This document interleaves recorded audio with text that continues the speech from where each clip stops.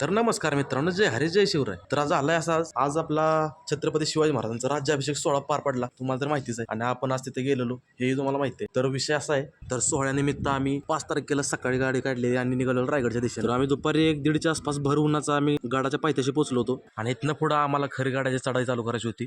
मग भर उन्हात एवढ्या बेकार गर्दी होती, एवढी बेकार गर्दी होती, सांगू शकत नाही. पण तो जो अनुभव आहे तो सांगू शकत नाही, शब्दात सांगू शकत नाही. आयुष्यात एकदा तरी रायगडची वारी करा आणि त्यात पण हे जे राज्याभिषेक आहे ना, हा एकदा ना एकदा तरी आयुष्यात करावा. बाकी गर्दी तर एवढी होती की ते विचारायचीच गोष्ट नाही. लाखाच्या संख्येनं मावळे आलेले गडावरती राज्याभिषेक सोहळ्यासाठी महाराजांच्या आपल्या. पण ती प्रत्येक गोष्टीतली शिस्त आपल्याला दाखवून त्यातून दिसून येत होतं की हा खरंच शिवरायांचे मावळे आहेत. कारण प्रत्येक जणांनी एकदम शिस्तीने सगळा कार्यक्रम व्यवस्थित पार पाडला. त्यात पोलीस प्रशासन असेल किंवा आपले दुर्गराज रायगडावरील आपल्या स्वयंसेवक असतील, यांची चांगली मदत केली. त्यानंतर आम्ही गडावर आल्यानंतर आम्ही आई शिरकाई देवीचा नमस्कार घेतला आणि तिथून पुढे आम्ही आपल्या होळीच्या माळावरती आलो आणि होळीच्या माळावरती आपण थोडा वेळ मैदानी खेळ वगैरे सगळे बघितले आणि त्यानंतर आम्हाला आस लागलेली आपल्या राजांच्या राजसदरेची. तिकडं आम्ही पहिला आपली वाटचाल चालू आणि दरबारमध्ये पाऊल ठेवताच असा फील यायला लागलेला की जसं आपण स्वर्गात आलोय. साक्षात छत्रपती शिवाजी महाराज सिंहासनावर आपल्या समोर बसलेले होते. पहिला राजांना मुजरा केला आणि दर्शन घेऊन सदरेतच तिथं आम्हाला एक अनुभव भेटला. तो म्हणजे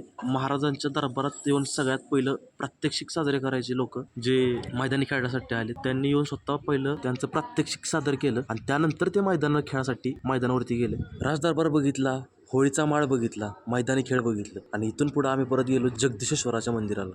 आणि जसजशी रात्र वाढत जाईल तशी गर्दी जरा जास्त होत चालली होती. हजारोच्या संख्येनं मावळे गडावरती येतच होते आणि 6 तारखेला सकाळी होळीच्या माळावरून आपल्या राजांच्या राजसदरीकडे वाटचाल केली आणि कधी काळी फक्त मोबाईलवर आणि रिसवर बघितलेला सोहळा आज माझ्या डोळ्यांनी पाहत होतो. त्या नंग्या तलवारीचा नाच, तो ढोल ताशाचा आवाज आणि ती राजसदरीतली गर्दी, अतिशय अविस्मरणीय असा हा क्षण होता. आणि आम्ही या गुलाल भांडारामध्ये पूर्णपणे दंग होऊन गेलेलो. फुल मस्ती केली पण तेवढाच आदरही केला. तुम्ही एकदा राज्याभिषेक सोहळा अनुभवावा आणि फक्त शिस्तीचं पालन करा. आणि जर तुम्हाला नक्की कधी रायगडावर पोहोचायचं आणि कोणत्या टायमिंगला कोणता खेळ किंवा कोणत्या ठिकाणी पोहोचायचं हे जर डिटेल्स पाहिजे असतील तर मला कमेंट करा.